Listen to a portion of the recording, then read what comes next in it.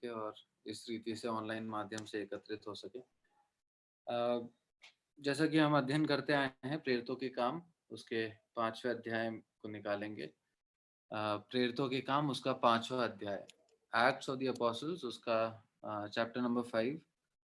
उसके हमने 1 से लेके 11 तक पिछले सप्ताह कवर किया था और आज हम 12 से आगे पढ़ेंगे। लेकिन पढ़ने से पहले जस्ट एक जल्दी से रिवाइज़ कर लेंगे। अगर आप में से किसी को याद है, आप लोग बता सकते हैं कि पिछली बार हमने क्या सीखा था? प्रेरितों के काम उसके 5वें अध्याय, पिछली बार चौथे अध्याय के आखिरी भाग और फिर 5वें अध्याय से हमने कुछ बातें सीखी थी। तो अ, आप लोग बता सकते हैं।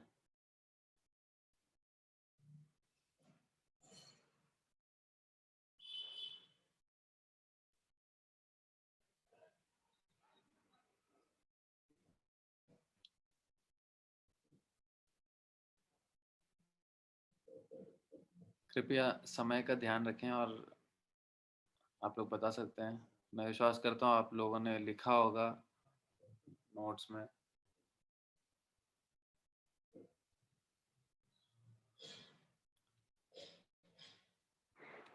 ठीक है, मैं ही बताता हूँ। पिछली बार हमने देखा था कि विश्वासी सब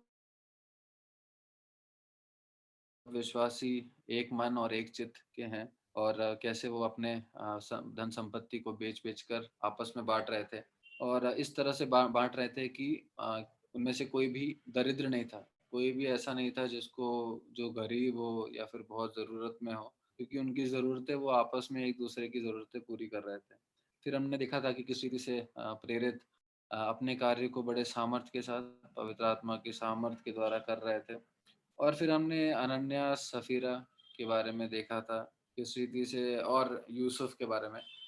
यूसुफ के बारे में हमने देखा था कि उसने कैसे सच्चे हृदय के साथ अपने उस अ, लैंड को बेचा, उस स्थान को बेचा जो उसके पास था और उसमें से जो पैसा मिला वो पूरा का पूरा उसने प्रेरितों के चरणों में रख दिया।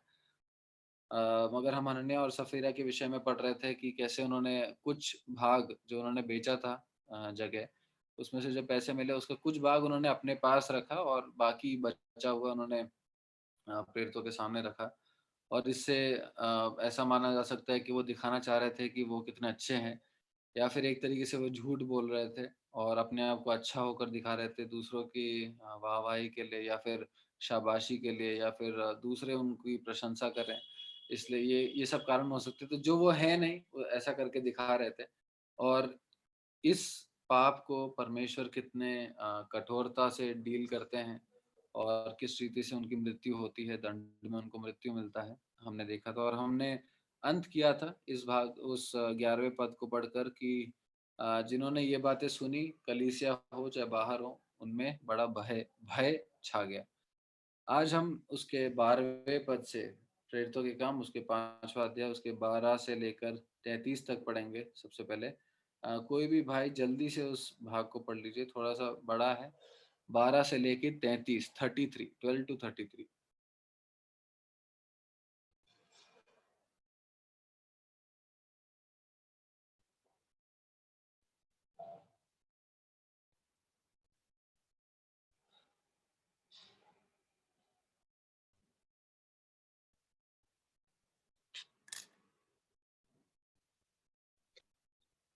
प्रेरितों के हाथों से बहुत चिन्ह और अद्भुत काम लोगों के बीच में दिखाए जाते थे और वे सब एक चित्त होकर सुलेमान के ओसरे उसारे में इकट्ठा हुआ करते थे। परंतु औरों में से किसी को यह याव ना होता था कि उनमें जा मिले। तभी लोग उनकी बड़ाई करते थे। विश्वास करने वाले बहुत से पुरुष और स्त्रियां प्रभु की कलीसिया में बड़ी संख्या में मिलते रहे। यहाँ तक कि लोग बीमारों को सड़कों पर ला लाकर खाटों और खटोलों खटोलों पर लिटा देते थे कि जब पतरस आए तो उसकी छाया ही उसमें से किसी पर पड़ जाए। यरूशलेम के आसपास के नगरों में से बहुत लोग बीमारों और अद्भुत आत्माओं के सताए हुओं को ला लाकर इकट्ठा होते थे और सब अच्छे कर दिए जाते थे। जब महायाजक और उसके साथ साथी जो सदूकियों के पंथ के थे डाह से भर उठे और प्रेतों को पकड़कर बंदीगिरी में बंद कर दिया। परंतु रात को प्रभु के एक दूत ने बंदीगिरी के द्वार खोलकर उन्हें बाहर लाकर कहा, जाओ मंदिर में खड़े होकर इस जीवन की सब बातें लोगों को सुनाओ। वे यह सुनकर भोर होते ही मंदिर में जाकर उपदेश देने लगे। तब महायाजक और उसके साथियों ने आकर महासभा को और इजरायलियों के सब पुरानियों को इकट्ठा किया और बंदीगिरी में काला भेजा कि उन्हें लाएं। परंतु प्यादों ने वहां पहुंचकर उन्हें बंदीगिरी में ना पाया और लौटकर संदेश दिया, हमने बंदीगिरी में बड़ा चौकसी से बंद किया हुआ और पहरे वालों को बाहर द्वारों पर खड़े हुए पाया, परंतु जब खोला तो भीतर कोई ना मिला। जब मंदिर के सरदार और प्रधान याजकों ने ये बातें सुनी तो उनके विषय में भारी चिंता में पड़ गए कि उनका क्या हुआ। इतने में किसी ने आकर उन्हें बताया, देखो, जिन्हें तुम बंदीगिरी में रखा था वे मनुष्य मंदिर में खड़े हुए लोगों को उपदेश दे रहे हैं। तब सरदार प्यादों के साथ जाकर उन्हें ले आया, परंतु बलपूर्वक नहीं, क्योंकि वे लोगों से डरते थे कि हम पर पथराव ना करें। उन्होंने उन्हें लाकर महासभा के सामने खड़ा कर दिया। तब महायाजक ने उनसे पूछा, क्या हमने तुम्हें चिताकर आज्ञा ना दी थी कि तुम इस नाम से उपदेश ना करना? तो भी देखो, तुमने सारे यरूशलेम को अपने उपदेश से भर दिया और उस व्यक्ति का लहू हमारी गर्दन पर लाना चाहते हो। तब पतरस और अन्य प्रेरितों ने उत्तर दिया, मनुष्यों की आज्ञा से बढ़कर परमेश्वर की आज्ञा का पालन करना ही हमारा कर्तव्य है।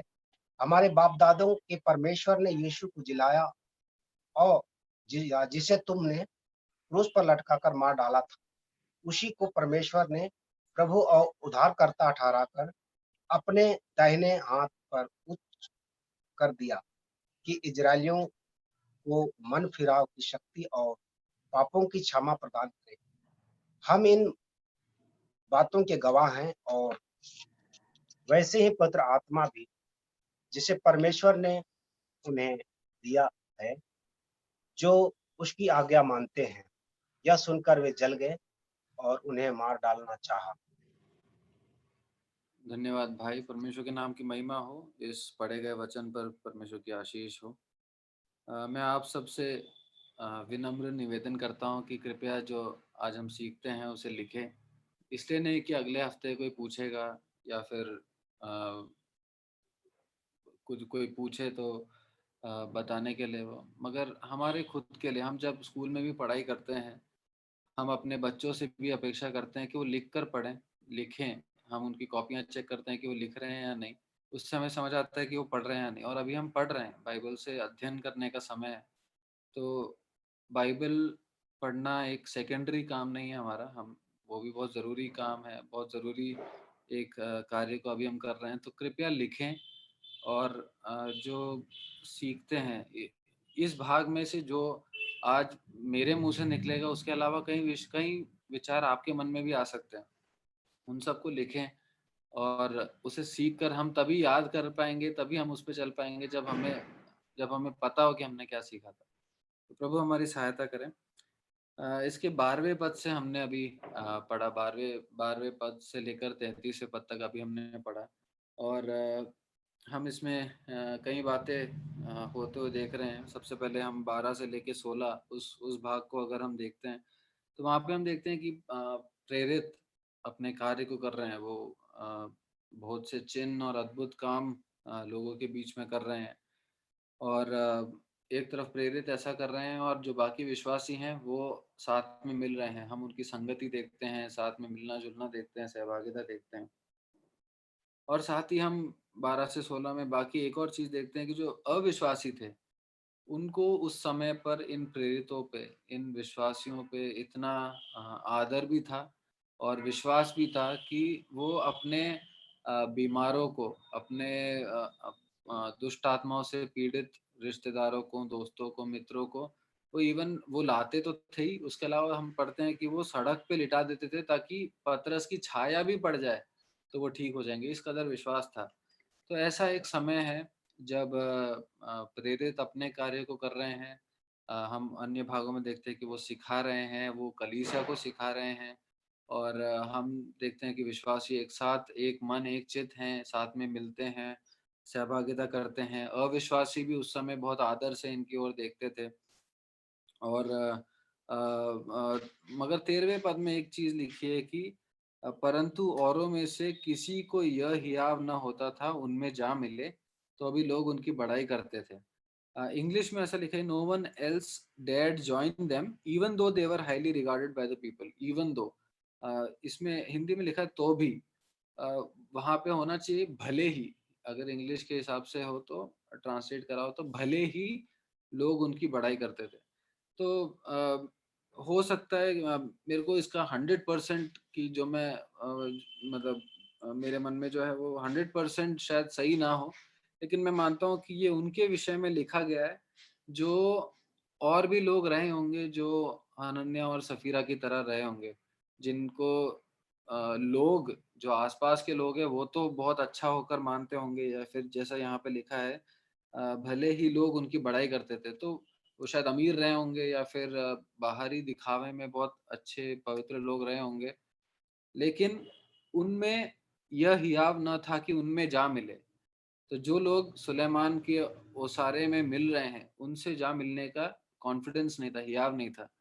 वो शायद इसीलिए, क्योंकि 11वें पद में हमने देखा है कि बड़ा भय छा गया। जिन लोगों ने सुना कि हनन्यास और सफीरा की मौत हो गई है, उनको दंड में मृत्यु मिला है, लोगों में भय छा गया और शायद इस वजह से जो सच्चे हृदय के नहीं थे, जिनमें कुछ अ, अ, अ, कुछ गलत था मन में, या फिर जो अपने आप को कुछ अच्छा होकर दिखा रहे थे लेकिन थे नहीं, हो सकता है उनके विषय में लिखा हो कि उनमें इतना हियाव नहीं था कि वो जाके मिल पाए, क्योंकि उनको लग रहा होगा कि शायद दंड में कलीसिया में ये वर्जित है, ये तो उनको समझ आ गया और शायद ये भी समझ आ रहा हो कि उनको दंड में मृत्यु ना मिल जाए, उनकी मौत ना हो जाए। तो हो सकता है कि ये उनके विषय में लिखा हो। खैर, उसमें बहुत गहराई में ना जाते हुए बाकी हम देखते हैं 14वें पद में ये सब हो रहा है। प्रेरित अपना काम कर रहे हैं, विश्वासी साथ में मिल रहे हैं, अविश्वासी बहुत आदर और विश्वास के साथ इनके पास आते हैं।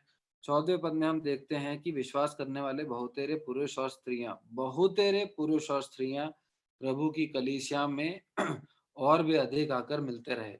कलीसिया को बढ़ते हुए हम देखते हैं। प्रेरितों के काम या फिर इस पुस्तक की शुरुआत से लेकर अभी तक भी हम आगे देखेंगे और बढ़ोतरी होते हुए, लेकिन अभी तक भी हम देख रहे हैं कि कलीसिया बढ़ रही है, कलीसिया बढ़ रही है। हर जगह नंबर्स बढ़ रहे हैं, कलीसिया में लोग जुड़ रहे हैं, कलीसिया में अविश्वासी विश्वास करके जुड़ रहे हैं। तो ये एक ऐसा समय है जब प्रेरित अपने कार्य कर रहे हैं, विश्वासी अपना कार्य कर रहे हैं और कलीसिया बढ़ रही है। उसके बाद 17वें पद से हम देखते हैं कि क्योंकि कलीसिया बढ़ रही है, तो कुछ लोगों को थोड़ी तकलीफ होती है। हम उसके 17वें पद में पढ़ते हैं, तब महायाजक और उसके सब साथी जो सदूकियों के पंथ के थे, डाह से भर गए या फिर ईर्ष्या या फिर उनको जलन होने लगी।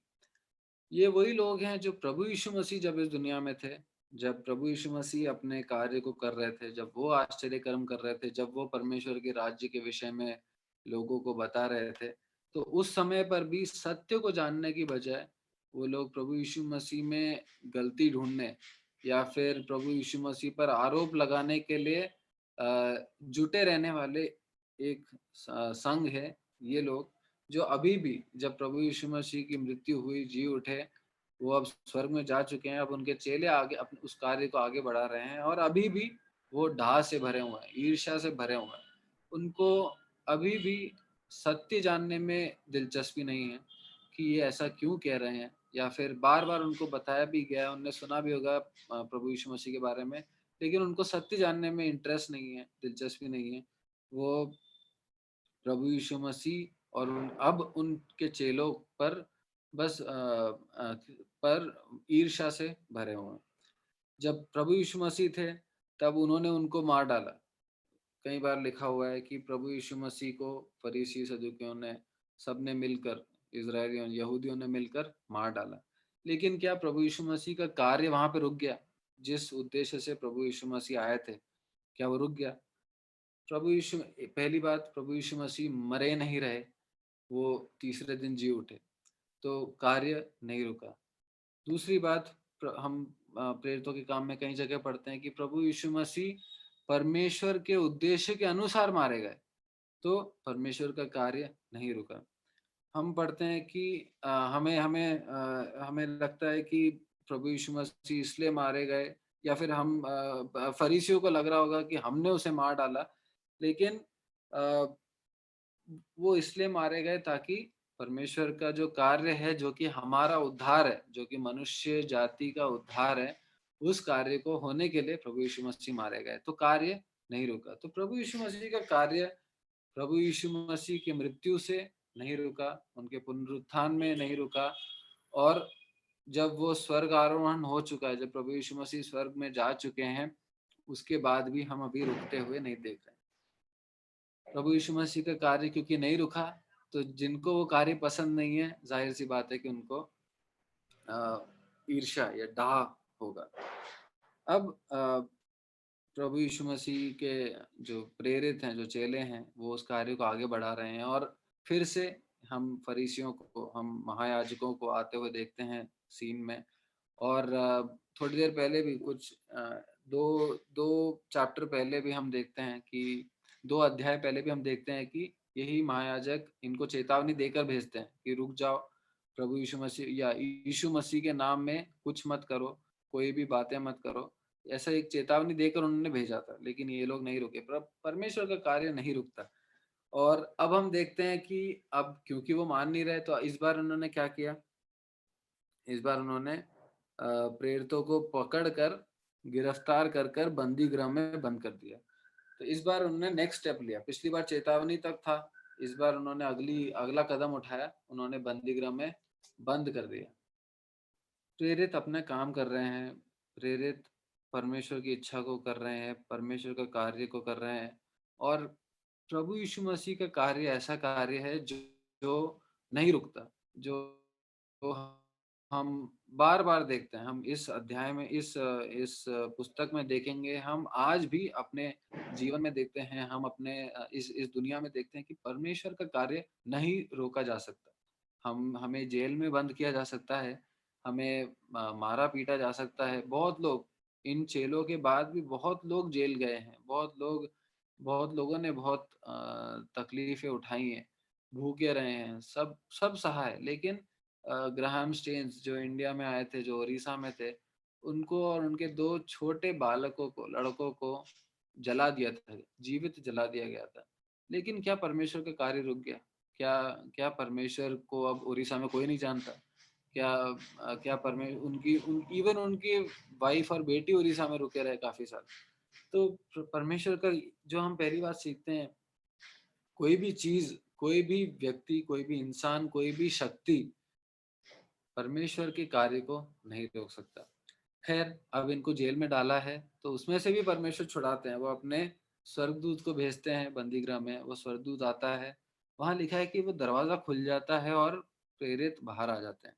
हम आगे पढ़ते हैं कि वो दरवाज़ा बंद ही था, बंद ही रहा, और हम देखते हैं कि पहरेदार भी वहीं बाहर खड़े हैं, लेकिन यहाँ लिखा है कि दरवाज़ा खुला। तो जो भी हुआ उनको समझ भी नहीं आया, पता भी नहीं चला, और प्रेरित बाहर हैं, और स्वर्गदूत उनको बाहर लाकर एक आज्ञा देता है। उस आज्ञा को पढ़ेंगे। 20वें पद में लिखा है कि जाओ, मंदिर में खड़े होकर इस जीवन की सब बातें लोगों को सुनाओ। जाओ और सुनाओ। ऐसी ही एक आज्ञा प्रभु यीशु मसीह ने अपने आखिरी समय में, जब वो इस धरती से स्वर्ग की ओर जा रहे थे, उससे पहले परमेश्वर ने बोला कि जाओ और बताओ। तब ये कहा था कि पूरी दुनिया को बताओ। लेकिन अब हम देखते हैं कि ये स्वर्गदूत बोल रहा है कि जाओ और बताओ, मंदिर में जाके खड़े होकर बताओ। और क्या बताना है? कि इस जीवन की सब बातें लोगों को सुनाओ। इंग्लिश में बहुत थोड़ा-सा अलग रीति से लिखा है। उसमें लिखा है, "Go stand in the temple courts," he said, "and tell the people the full message of this new life."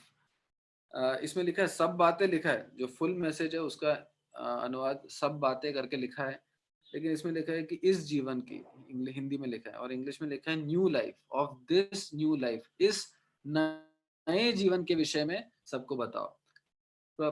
परमेश्वर का कार्य क्योंकि नहीं रुका, इसीलिए इन प्रेरितों को एक नया जीवन मिला, इन सारे विश्वासियों को एक नया जीवन मिला। जो अविश्वासी हैं, जो जो कलीसिया में रोज जुड़ रहे हैं, उनको एक नया जीवन मिला, और आपको और मुझे एक नया जीवन मिला। हमें एक नया जीवन मिला है, लेकिन उस नए जीवन को प्राप्त करने तक हमारा काम नहीं है। हमारा काम सिर्फ वहां समाप्त नहीं हो जाता कि नया जीवन हमने प्राप्त कर लिया। उसमें लिखा है कि जाओ और सबको बताओ ये सब बातें, the full message of this new life, इस नए जीवन के उस पूरी बातों को जाके बताओ। आज हमारा आ, आज प्रेरित यहाँ नहीं है, आज प्रभु यीशु मसीह स्वर्ग में है, लेकिन हमें ये कार्य सौंपा गया है कि अब हम भी जाके हमारे इस नए जीवन के विषय में बताएं। परमेश्वर का कार्य नहीं रुकता, मैं नहीं करूंगा तो भी नहीं रुकेगा। ऐसा नहीं है कि अगर मैं ठान लूं कि मैं तो गॉस्पेल नहीं शेयर करूंगा, वो मेरी गलती होगी, और वो मैं बहुत एक एक गलत कर रहा हूँ, एक पाप कर रहा हूँ, अपने जिम्मेदारी को नहीं निभा रहा। लेकिन उससे परमेश्वर का कार्य नहीं रुकेगा। परमेश्वर का कार्य होगा, मेरे मेरे द्वारा नहीं हुआ तो और किसी के द्वारा होगा, लेकिन परमेश्वर का कार्य नहीं रुकेगा। लेकिन मेरी जिम्मेदारी है कि मैं इस नए जीवन के विषय में, मैं और आप इस नए जीवन के विषय में परमेश्वर लोगों को बताऊं, सब लोगों को बताऊं। तो प्रभु हमारी सहायता करें। उसके बाद हम देखते हैं कि किस रीति से उसके 21वें पद से आगे हम पढ़ते हैं कि महासभा इकट्ठा हुई और उन्होंने चाहा कि उनको बंदीगृह से बुलाया जाए। प्यादे गए बंदीगृह से लाने के लिए, लेकिन वो वहां नहीं थे, सब परेशान हो गए। और उसके बाद फिर किसी ने बताया कि वो लोग मंदिर में हैं, और उसके 25वें पद को पढ़ लेते हैं। इतने में किसी ने आकर उन्हें बताया कि देखो, जिन्हें तुमने बंदीगृह में बंद रखा था, वे मनुष्य मंदिर में खड़े हुए लोगों को उपदेश दे रहे हैं। तो किसी ने आके बताया कि जिनको तुमने बंद किया था, वो लोग मंदिर में खड़े होकर उपदेश दे रहे हैं। और हम देखते हैं कि वो लोग फिर से, ये सरदार जाता है अपने प्यालों को लेकर, अपने सैनिकों को लेकर जाता है, और वहां से उनको लेकर आता है। लेकिन वहां पे ये भी लिखा है कि वो जबरदस्ती नहीं लाया, क्योंकि उसको डर था कि उस पर पथराव ना हो जाए। उस समय पे जैसा कि फिर से हम देखते हैं कि सब लोग प्रेरितों के प्रति, जो अविश्वासी भी थे, जो यहूदी थे, जो प्रभु यीशु मसीह पर विश्वास नहीं किए थे, वो लोग भी अ, इन प्रेरितों पर विश्वास करते थे। शायद उनका मकसद उद्धार नहीं था, उनका मकसद शायद सिर्फ चंगाई था, या फिर दुष्ट आत्माओं से छुटकारा था। लेकिन ऐसा एक समय था वो, तो वो लोग, वो सरदार और अपने सैनिकों के साथ जाकर उनको महासभा में लेकर आए। उसके बाद हम 28वें पद में एक बहुत अच्छी बात पढ़ते हैं। उसमें लिखा है, क्या हमने, ये महासभा के जो फरीसी और सदूकी हैं, वो लोग ये बात कह रहे हैं। उसमें लिखा है 28वें पद में, क्या हमने तुम्हें चिताकर आज्ञा न दी थी कि तुम इस नाम से उपदेश न करना? तो अभी देखो, तुमने सारे यरूशलेम को अपने उपदेश से भर दिया है, और उस व्यक्ति का लहू हमारे गर्दन पर लाना चाहते हो।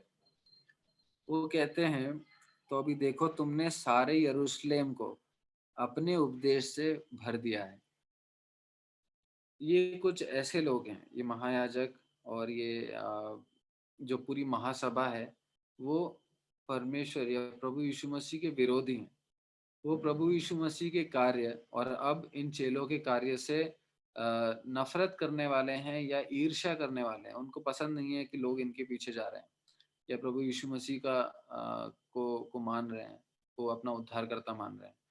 और ये विरोधी लोग कह रहे हैं कि देखो, हमने तुम्हें वार्निंग दिया था, हमने तुम्हें चिताया था, लेकिन देखो, तुमने सारे यरूशलेम को अपने उपदेश से भर दिया है। अगर हम प्रेरितों के काम, आप में से पूछना चाहूंगा, इस पुस्तक का थीम वर्स, हमने जब ये पुस्तक का अध्ययन शुरू किया था, तो हमने देखा था कि इस पुस्तक का एक थीम वर्स है, कोई भी भाई या बहन बता सकते हैं वो थीम वर्स क्या है? परंतु जब पवित्र आत्मा तुम पर आएगा, तब तुम सामर्थ पाओगे और यरूशलेम और सारे यहूदा और सारे सामरिया में और पृथ्वी के छोर तक मेरे गवाह होंगे। प्रेरितों के काम पहला अध्याय उसका 8वां पद। धन्यवाद जॉली।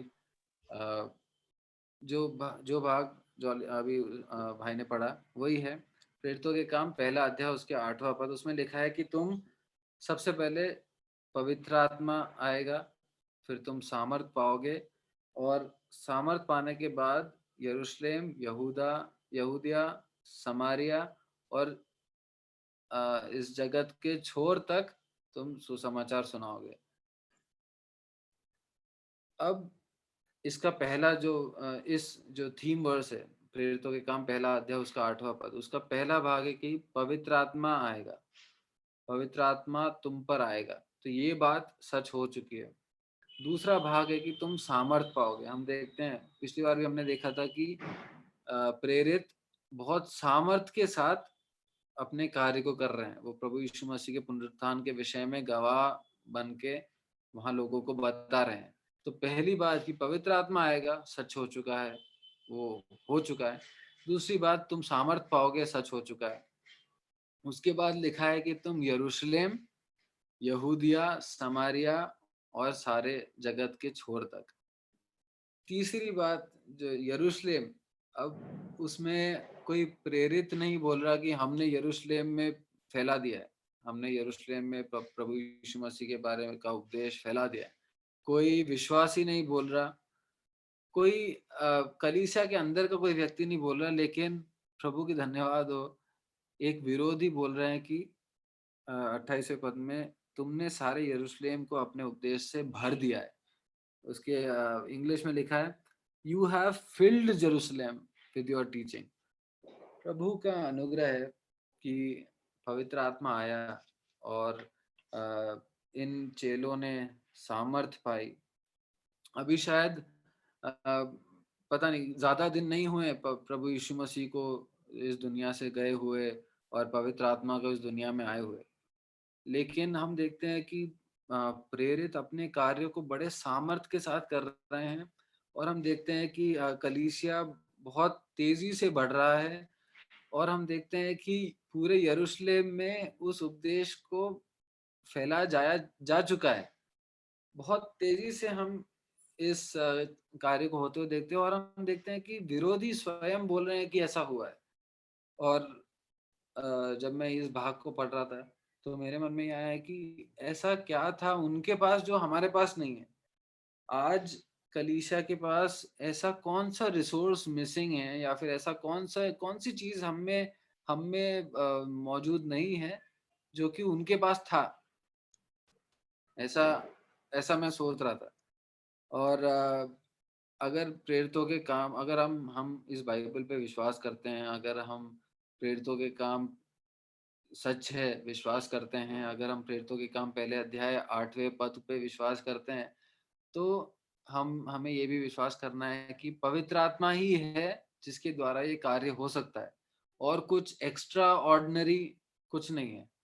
पवित्र आत्मा ही है वो एक्स्ट्रा ऑर्डिनरी या फिर वो खास बात जो इन चेलों में थी, जो इन प्रेरितों में थी और जिस वजह से कार्य हो रहा था। तो अगर ऐसा है तो पवित्र आत्मा आज हम में और आप में भी है, हम सब में है। आज भी कलीसिया के हर विश्वासी भाई बहन के अंदर पवित्र आत्मा वास करता है। और अगर ऐसा है तो जो पवित्र आत्मा बदल गए क्या? पवित्र आत्मा नहीं बदल सकते। पवित्र आत्मा परमेश्वर है, वो बदल नहीं सकते। तो पवित्र आत्मा की सामर्थ्य भी बदल नहीं सकती। तो पवित्र आत्मा भी है, पवित्र आत्मा की सामर्थ्य भी है, लेकिन लेकिन जिस तरह से उस समय पर कार्य हो रहा था, जिस तरह से प्रेरित अपने कार्य को बड़ी सामर्थ्य के साथ कर रहे थे, उनको चेतावनी दी जा रही है कि मत करना। अब उनको जेल में भी डाल दिया, फिर भी जेल से निकलते ही वो भाग नहीं गए। उनको जैसा बोला गया कि मंदिर में जाके सुसमाचार सुनाओ, उनने उसी को किया। तो पवित्र आत्मा आज भी है, पवित्र आत्मा की सामर्थ्य आज भी है, लेकिन हमें क्या चीज रोक रही है? हमें ये सोचने की बात है कि what is stopping me from being doing God's work so powerfully. हमें क्या चीज रोक रही है जो हम इस सामर्थ्य के साथ कार्य को नहीं कर पा रहे। मेरे मेरे जीवन में और आपके जीवन में शायद अलग अलग चीजें हों जो रोक रही हों। हो सकता है कि हमारे कलीसियाई रूप में, हमारी एकता में भी शायद कोई कमी हो, कोई रुकावट हो जो इस कार्य को होने से रोक रहा है। हम देख रहे थे कि कलीसिया एक मन एक चित्त थी, वो प्रार्थना एक मन एक चित्त होकर करते थे, साथ में करते थे, they prayed together, they shared everything together. हमें कलीसियाई रूप से और अपने अपने अपने जीवन में देखना है कि हम में ऐसी क्या कमी है जो जो इस कार्य को हमारे इंदौर शहर में, भारत में, इस दुनिया में होने से रोक रही है। प्रभु हमारी सहायता करें। हम इसका उत्तर मैं नहीं दे सकता। इसका उत्तर हमें अपने जीवन में देखना है। हमारा जीवन, एक एक का जीवन सही होगा परमेश्वर के साथ अगर हम राइट हो जाएंगे, अगर हम करेक्ट होंगे, अपने कोई भी पाप अगर हमारे जीवन में चल रहा है उसका हम पश्चाताप करेंगे, तो एक एक का जीवन सही होगा। तो कलीसियाई जीवन में भी और आनंद होगा, और एकता होगी, और हम और एक मन हो पाएंगे, क्योंकि हम सब परमेश्वर क्या चाहते हैं हमारे जीवन से उसके बारे में सोचेंगे, ना कि मैं क्या चाहता हूँ। तो प्रभु हमारी सहायता करे, हम अपने जीवन को एग्जामिन कर सके, हम अपने आप को टटोल सकें कि क्या चीज मुझे रोक रही है इस सामर्थ्य से कार्य करने में। प्रभु हमारी सहायता करें। उसके बाद हम देखते हैं कि एक और बात हम देखते हैं कि इन प्रेरितों को सबसे पहले तो रोकने की कोशिश की, उनको चेतावनी दी गई, मगर वो नहीं रुके, परमेश्वर का कार्य नहीं रुका। मैं बार बार यही कह रहा हूँ कि परमेश्वर का कार्य, इस सब में परमेश्वर का कार्य नहीं रुक रहा। उसके बाद उनको जेल में डाल दिया गया, लेकिन परमेश्वर का कार्य नहीं रुका। उसके बाद उनसे पूछताछ की जा रही है, परमेश्वर का कार्य नहीं रुका। साथ ही एक जवाब वहां पे पतरस और बाकी प्रेरित साथ में कहते हैं। वो कहते हैं उसके 29वें पद में, तब पतरस तब पतरस और प्रेरितों ने उत्तर दिया कि मनुष्यों की आज्ञा से बढ़कर परमेश्वर की आज्ञा का पालन करना ही कर्तव्य कर्म है। When we obey God, वहाँ लिखा है, we must obey God rather than men। परमेश्वर की आज्ञा का पालन करना। जब हम मनुष्य की आज्ञा का पालन करते हैं, या फिर मनुष्य जैसे सोचता है, अगर हम बहुत डिस्कस करके, बहुत मतलब डिस्कस करना वगैरह सब अच्छी बात है, लेकिन अंत में हमें एक मन एक चित होकर, ये लोग सब, सिर्फ पतरस अकेले नहीं बोल रहा कि मैं परमेश्वर की आज्ञा पालन करता हूँ, लिखा Peter and the other apostles, पतरस और प्रेरितों ने, वो एक मन है इस विषय में कि हमें परमेश्वर की आज्ञा का पालन करना है। वो एक मन है प्रार्थना करने में, इसीलिए वो परमेश्वर की आज्ञा को समझ पाते हैं। परमेश्वर की आज्ञा को समझकर, चाहे उसमें जितनी भी कठिनाई आ रही हो आगे, उनको शायद लगा ही होगा कि इन्होंने चेतावनी दी है तो अगली बार वो कुछ ना कुछ और कदम उठाएंगे, तो उनको पता है कि और कुछ होने वाला है, लेकिन उन्होंने अपने कार्य को किया। एक मन एक चित होकर वो कहते हैं कि हमें परमेश्वर की आज्ञा का पालन करना है। मनुष्य जब सोचता है, जब मैं सोचता हूँ कि इससे क्या अच्छा हो सकता है, इस कार्य को करने में क्या क्या खतरा हो सकता है, इस कार्य को करने से मेरे साथ वालों को क्या क्या खतरा पहुंच सकता है। पतरस भी शादीशुदा व्यक्ति है। पतरस की भी सास के बारे में हम पढ़ते हैं, उसके सुसमाचारों में हम पढ़ते हैं कैसे उसकी सास बीमार पड़ी थी और प्रभु यीशु मसीह उनको चंगाई देते हैं। तो पतरस भी एक शादीशुदा व्यक्ति है, और वो सोच सकता है कि अब उनका क्या होगा, या फिर शादीशुदा नहीं तो माँ बाप तो होंगे, बाकी लोगों के, बाकी पिता के नाम देखे हमने। तो ऐसा नहीं है कि ये जो प्रेरित थे वो अकेले थे इस दुनिया में, उनका वो कोई नहीं था, कुछ खोने को नहीं बचा अब। ऐसा नहीं था, उनके भी प्रियजन थे, उनके भी साथी थे, मित्र रहे होंगे, और इनके ऊपर बहुत बड़ी जिम्मेदारी है कलीसिया की भी। ऐसा नहीं है कि सिर्फ प्रियजन के विषय में सोचना है, कलीसिया भी इनकी ज़िम्मेदारी में, अभी नई कलीसिया है, पहली कलीसिया है, लोग जुड़ रहे हैं, बहुत अच्छे से कार्य हो रहा है, तो हम रिस्क क्यों लें? लेकिन उन्होंने ये सब नहीं सोचा, उन्होंने उनके मन में बस एक बात थी और वो अपने मुँह से बोलते हैं कि हमें परमेश्वर की आज्ञा को मानना है। हमें रिस्क के बारे में नहीं सोचना कि अरे गड़बड़ हो सकती है, जेल में चले गए तो कलीसिया का कौन ख्याल रखेगा? मैं मर गया तो कलीसिया का कौन ख्याल रखेगा? मैं मर गया तो मेरी वाइफ का कौन ख्याल रखेगा? मेरे बच्चों का कौन ख्याल रखेगा? अगर मेरे को जेल में बहुत सालों के लिए डाल दिया तो बच्चों की पढ़ाई का क्या होगा? कुछ नहीं। उन्होंने बस ये मन में रखा। उन खतरे दिखे, सब दिखा, लेकिन परमेश्वर की इच्छा क्या है उसको मन में रख के उन्होंने अपने कदम आगे बढ़ाए। प्रभु हमारी सहायता करें। हम बहुत सोच समझ कर कई चीज़ों को करते हैं, बहुत बुद्धिमानी से करते हैं, लेकिन बुद्धिमानी ज़रूरी है लेकिन हमारी नहीं। परमेश्वर की इच्छा को हम अपने जीवन में जानें, चाहे वो किसी भी क्षेत्र में हो। हो सकता है कि आपको या मेरे को बहुत बहुत पर्टिकुलर चीज़ के लिए बार-बार हमें बुलाहट आ रही हो, पर परमेश्वर हमसे चाहते हों, हम कई बार उसको देख रहे हों, लेकिन हम किसी तरह उसमें से भाग रहे हैं। लेकिन प्रभु सहायता करे कि हम अब एक चित होकर, एक कलीसिया होकर, एकता के साथ प्रभु यीशु मसीह परमेश्वर की इच्छा को जानने वाले और उसकी बात को, उस इच्छा को जानकर उसकी बात को मानने वाले बन सके। प्रभु हमारी सहायता करे। उसके बाद हम देखते हैं कैसे वो फिर से प्रभु यीशु मसीह के बारे में गवाही देते हैं और वहाँ पे पतरस कुछ बातें बोलता है और ये सब बातें सुनकर हम महासभा को बहुत क्रोधित होते हुए 33वें पद में लिखा है जो हमने भाग पढ़ा, ये सुनकर वे जल गए और उन्हें मार डालना चाहा। They wanted to put them to death. जो महासभा थी, जो फरीसी सदूकी थे, वो लोग अब इन प्रेरितों को मार डालना चाहते हैं। तो पहले उन्हें चेतावनी दी, पहले रोका, चेतावनी दी, पहले उनके लीडर को मार डाला, जो प्रभु यीशु मसीह को, फिर रोका, फिर चेतावनी दी, कुछ नहीं मान रहे, जेल में डाला, जेल से बाहर आ गए, अब चाह रहे हैं कि मार ही डालें। लेकिन इसके बाद कुछ पद जो 42 तक है पढ़ेंगे हम। मैं जल्दी से पढ़ देता हूँ। तो अभी तक परमेश्वर का कार्य नहीं रुका है ना? 33वें पद तक हमने पढ़ लिया है, बहुत कोशिशें कर ली हैं विरोधियों ने, लेकिन परमेश्वर का कार्य नहीं रुका है। 34 से पढ़ेंगे, जल्दी से पढ़ लेंगे।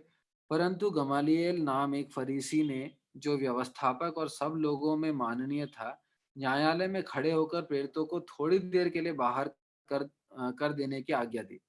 तब उसने कहा, हे इज़राइलियों, जो कुछ इन मनुष्यों से किया चाहते हो, सोच समझ के करना, क्योंकि इन दिनों से पहले यूयुदियास यह कहता हुआ उठा कि मैं कुछ भी हूँ, मैं भी कुछ हूँ, और कोई 400 मनुष्य उसके साथ हो लिए, परंतु वो मारा गया और जितने लोग उसे मानते थे सब तितर-बितर हुए और मिट गए। उसके बाद नाम लिखाई के दिनों में यहूदा गलीली उठा और कुछ लोग अपनी ओर कर लिए, वे भी नाश हो गया और जितने लोग उसे मानते थे सब तितर-बितर हो गए। इसलिए अब मैं तुमसे कहता हूँ, ध्यान से सुनिएगा, इन मनुष्यों से दूर ही रहो और उनसे कुछ काम न रखो, क्योंकि यदि ये धर्म या काम मनुष्य की ओर से हो, तब तो मिट जाएगा। परंतु यदि परमेश्वर की ओर से है, तो तुम उन्हें कदापि मिटा ना सकोगे। कहीं ऐसा ना हो कि तुम परमेश्वर से भी लड़ने वाले ठहरो। तब उन्होंने उसकी बात मान ली और प्रेरितों को बुलाकर पिटवाया और यह आज्ञा देकर छोड़ दिया कि यीशु के नाम से फिर बातें न करना। वे इस बात से आनंदित होकर महासभा के सामने से चले गए कि हम उसके नाम के लिए निरादर होने के योग्य तो ठहरे, और प्रतिदिन मंदिर में और घर घर में उपदेश करने और इस बात का सुसमाचार सुनाने से कि यीशु ही मसीह है, न रुके। हम यहाँ पे एक नए कैरेक्टर को देखते हैं, उसका नाम है गमालिएल। अगर हम आगे जब प्रेरितों के काम पढ़ेंगे, हम देखेंगे कि पौलुस ने इस गमालिएल के अंडर में शिक्षा पाई थी। तो ये एक व्यवस्थापक है, रब्बी है और तोरा में से सिखाने वाला एक व्यक्ति है। और हम इस व्यक्ति को एक बहुत इंटरेस्टिंग बात कहते हुए देखते हैं, एक रोचक बात कहते हुए देखते हैं। वो कहता है कि वो कहता है कि पहले भी 2 लोग आए थे। उनका नाम था वो बोलने में थोड़ा कठिन है। 36वें पद में लिखा है यीयूदास। यीयूदास एक व्यक्ति आया, उसके साथ 400 लोग आए। उसने कहा कि मैं भी कुछ हूँ, लेकिन उसको मार डाला गया, या फिर उसका जो जो भी अंत हुआ, उसके बाद जो उसके चेले थे, जो उसके पीछे थे, वो 400 लोग, वो तितर-बितर हुए, उनकी कहानी खत्म हो गई। उसके बाद एक और व्यक्ति है यहूदा गलीली 37वें पद में, उसके साथ भी कुछ लोग जुड़े, उन्होंने भी बोला कि हम कुछ हैं, लेकिन वहाँ पे भी उस लीडर को, उनके अगुवे को मार डाला गया, यहूदा गलीली को मार डाला गया। उसके बाद वो चेले तितर-बितर हुए, फिर वो भी गायब हो गया। तो गमालियल ने बोला कि अगर ये लोग भी ऐसे ही हैं, तो फिर कुछ करने की ज़रूरत नहीं है। ये लोग भी एक दिन, क्योंकि इनके लीडर को तो आप मार ही चुके हो। तो अगर ये लोग भी ऐसे ही हैं, मनुष्य के कार्य कर रहे हैं, तो फिर इनको भी कुछ करने की ज़रूरत नहीं है। ये लोग भी एक दिन खत्म हो जाएँगे, मिट जाएगा सब कुछ। लेकिन अगर नहीं है, अगर ये परमेश्वर की ओर से है, तो ये कार्य अ, उसमें लिखा है 39वें पद में, परंतु यदि परमेश्वर की ओर से है तो तुम उन्हें कदापि मिटा ना सकोगे। कहने का मतलब कि परमेश्वर का कार्य अगर परमेश्वर की ओर से है तो वो रुकेगा नहीं, और कहीं ऐसा ना हो कि तुम परमेश्वर से भी लड़ने वाले ठहरो। वो कहता है कि अगर परमेश्वर की ओर से है ये कार्य, तो तुम परमेश्वर के विरोध में लड़ रहे होगे, और वो काम रुकने भी नहीं वाला। अगर वो प्रेरित, अगर वो जो विश्वासी हैं उस ज़माने के, हम देखते हैं आगे कि विश्वासियों पर भी काफ़ी अभी तो प्रेरितों पर परेशानी हो रही है, आगे विश्वासियों पर भी परेशानी आने वाली है। अगर ये लोग सिर्फ़ उस टेम्परेरी जो जोश है, जोश से भरकर इस कार्य को कर रहे हैं केवल, ये मतलब करना है अब तो। अगर वो केवल सिर्फ़ जोश से भरकर कर रहे होते हैं, या फिर बहुत भावनाओं में बहकर कर रहे होते हैं कि नहीं, अब प्रभु यीशु मसीह ने मेरे लिए अपनी जान दी तो मैं भी करूँगा। अगर भावनाओं और जोश जो जो बहुत कुछ समय का है, अगर इससे भरकर वो कार्य कर रहे होते, तो शायद इन पीड़ाओं को सहकर ये लोग भी अंत हो जाता, इन लोगों का भी अंत हो जाता। मगर हम पढ़ते हैं कि ये लोग परमेश्वर की आज्ञा को मानकर कार्य करने वाले हैं। ये पवित्र आत्मा की सामर्थ्य से भरकर कार्य करने वाले लोग हैं। ये जो प्रेरित हैं वो अपनी इच्छा के अनुसार नहीं, या फिर अपनी भावनाओं पर नहीं, या फिर अपने अपने जोश पर नहीं, अपनी एनर्जी पर नहीं। वो परमेश्वर की इच्छा को अपने जीवन में जानकर एक चित होकर एक साथ कार्य करने वाले लोग हैं, और इस कारण परमेश्वर का कार्य नहीं रुक रहा।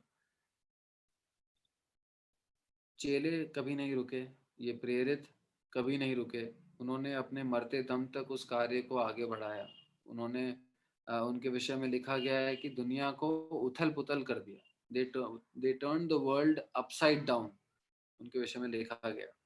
वो लोग नहीं रुके। लेकिन हम अपने आप को जाँचें, हम अपने आप को देखें कि ऐसा नहीं लगता कि हम लोग रुक गए हैं, या फिर मैं साल की शुरुआत में बहुत एक्टिव होता हूँ और उसके बाद हम रुक जाते हैं। भले ही कोरोना वायरस आया इस दुनिया में, बहुत गाइडलाइंस है, लॉकडाउन हुआ, सब सब हुआ, लेकिन मैं इस साल की बात नहीं कर रहा। हम अपने पिछले वर्षों में देखें, पिछले कई साल हमने इस दुनिया में बिता लिए हैं। क्या हर साल ऐसा नहीं होता? शायद शायद साल भर हम इनएक्टिव हो जाते हैं। इस बार नहीं हो पा रहा, फिर साल के अंत में बोलते हैं कि इस बार मैं परमेश्वर प्रभु के कार्य नहीं आ पाए, लेकिन अगले साल में भावनाएँ, हम हमें बुरा लगता है, हमें कई बार बुरा लगता है कि यार मैं प्रभु के बारे में नहीं बता रहा किसी को, हमें बुरा लगता है। और फिर उस बुरा लगने में, भावनाओं में बहकर हम कहते हैं कि नहीं, कल से मैं सबको जो मिल रहा है सबको सुसमाचार सुनाऊँगा। कल से मैं ये करूँगा, कल से मैं वो करूँगा। बहुत जोश से भर जाते हैं, सुबह उठते हैं, कई बार ध्यान मनन करते हैं, कई चीज़ें पढ़ते हैं और जोश से भर जा हमारा जोश या हमारी भावनाएँ हमें कहीं कुछ नहीं करने दे सकती। क्योंकि वो बहुत टेम्पररी होती है, कुछ समय की होती है। थोड़ी देर के लिए रहती हैं, कुछ दिन के लिए रहती हैं, कुछ सप्ताह के लिए रहती हैं, शायद कुछ महीने के लिए रहे। लेकिन हमारा जो हमारा है वो बहुत टेम्पररी को कोई कोई भाई बता सकते हैं उसका हिंदी?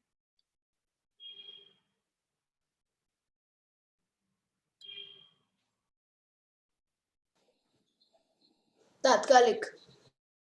हाँ? तात्कालिक। बहुत तात्कालिक होता है।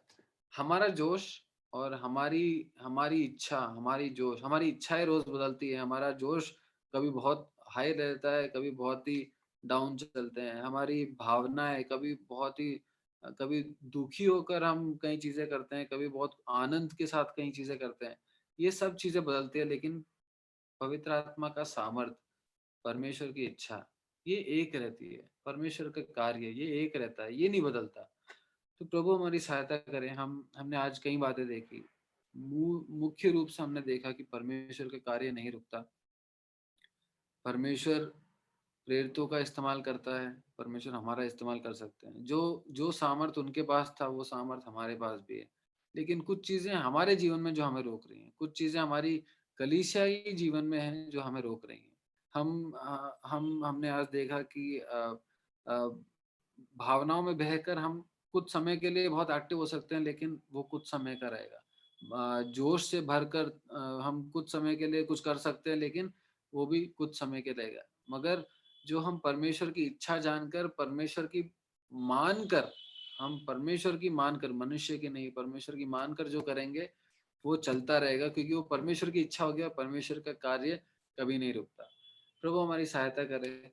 ये ये जो बातें हमने सीखी हैं, मैं मेरे खुद के लिए भी, आपके लिए, हम सबके लिए, कलीसियाई रूप से, पर्सनली, हम सबके लिए एक समय हो खुद को जांचने का। और हम अपने जीवन को बदले। हम जैसे-जैसे प्रेरितों के काम से पढ़ रहे हैं, हम कलीसिया के कार्यों को देख रहे हैं, हम प्रेरितों के काम को देख रहे हैं। प्रभु हमारी सहायता करे कि हम में भी बदलाव आए। प्रभु हमें और भी प्रभु के उद्देश्यों के लिए उपयोग कर सके। प्रभु हमारी सहायता करे। कोई भी भाई प्रार्थना करके हम इस सभा को समाप्त करेंगे।